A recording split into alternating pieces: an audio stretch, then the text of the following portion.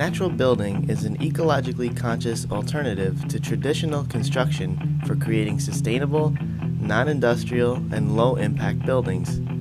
In this episode of Dancing Rabbit TV, we'll take a look at earthen plastering techniques with Tamar as she shows us how to create and apply plaster made from natural materials.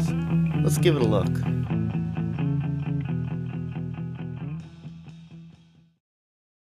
Hello, I'm Tamar, and we're here at my cabin. It's about 7 years old, and I'm going to be doing a replastering job on the outside. The first plaster was a lime plaster, and it's held up this long, but it's started to come off. Had some failures because the lath was too close together, and I'm going to try to replaster it with an earthen plaster. Today, I'm going to show you how to mix up some earthen plaster and apply it. So let's get started. First, let's make the earthen plaster. We start out with 3 buckets of sand, or the equivalent.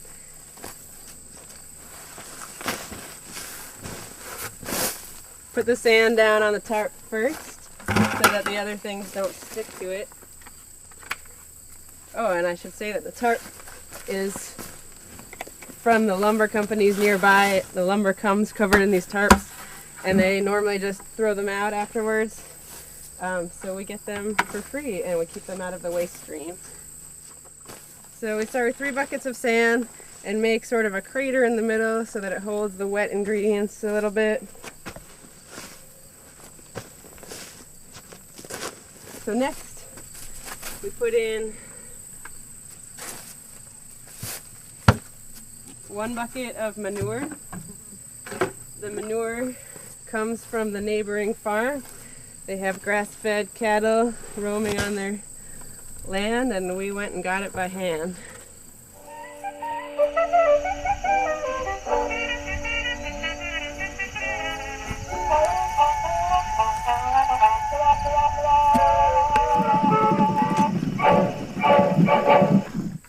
So 1 bucket of manure, 2 buckets or the equivalent of clay that has been slaked overnight. So if you have a source of clay that comes powdered, you don't need to slake it overnight. You would mix it in with your sand. But we dig it right out of the ground for when we dig foundations, and so it's sort of clumpy, and we let it sit in water at least overnight. Can be longer. It helps make it more workable when it's time to use it. So the purposes for the different ingredients are the following. The sand acts on a very small scale like bricks would act in a brick building. Basically, the solid structure gives it its strength. The clay acts as mortar, again, on a tiny little scale. If you picture each sand grain getting mortared with the clay sticking to the next one.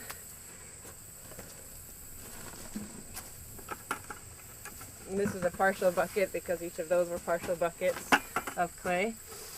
And the manure is an additive that I like to use for a few reasons. One is when it comes from grass-fed cattle,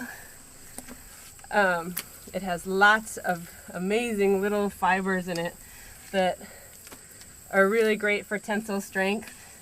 It also has a lot of enzymes in it as it comes through the cow's 4-part digestive system, in which they rely on bacteria and enzymatic action, microbes, to do the digesting for them.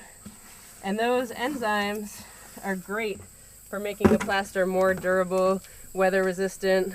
It also helps stick the sand to the surface so that it doesn't dust as much as it might otherwise. The second to last additive that we use is wheat paste. And again, that has similar properties to the manure in that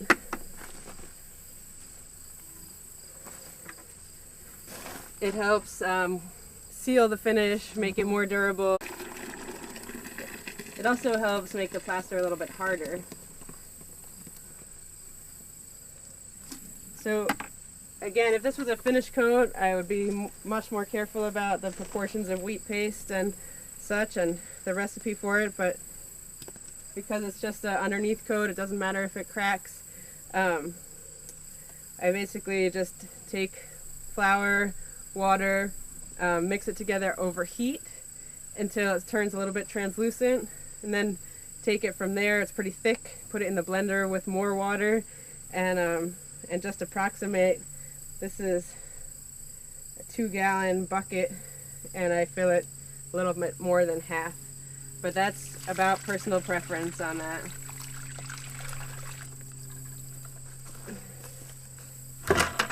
So you wait till the end. There's some runaway wheat paste. You wait till the end to put the straw in because it makes it a little bit harder to stomp. So we'll get this all mixed together and homogenized, and then we'll add the straw. Want to join me? Okay. So stomping plaster can be a lot of fun. You can turn it into a dance. You can do whatever you want with it. You can do it with other people. It's a great time to get to know your neighbors. Because again, no power tools unless you want to. You can use mortar mixers for this purpose. But as long as you're not using power tools, you don't have to wear ear protection. You can talk, get to know each other.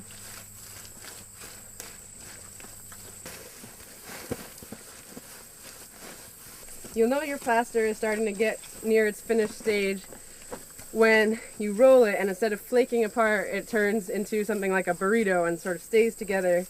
So we'll show you that.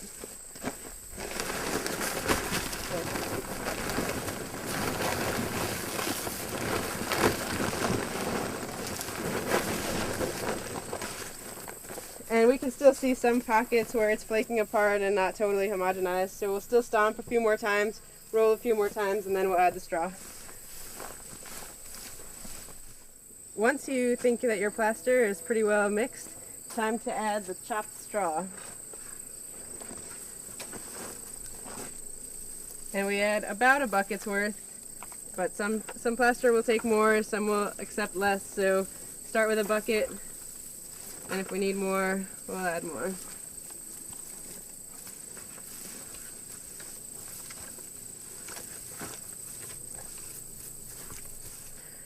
Once you've decided that your plaster is all mixed, it's good to get your hands in there and check it. What you're checking it for is making sure that it's loose enough that you can work it and that it'll get into all of the straw and the nooks and crannies. Also, you want to make sure it's sticky enough that it'll stay on when you spread it, so you can test it against your other hand. Along the way, it's also good to check it, and if you feel like it's too dry, you can add more water. If it's not sticky enough, you can add more clay. If it's too wet, you can add more sand.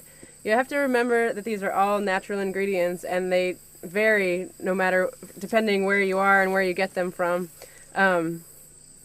So unlike ingredients that are machine made, they come all in a bag.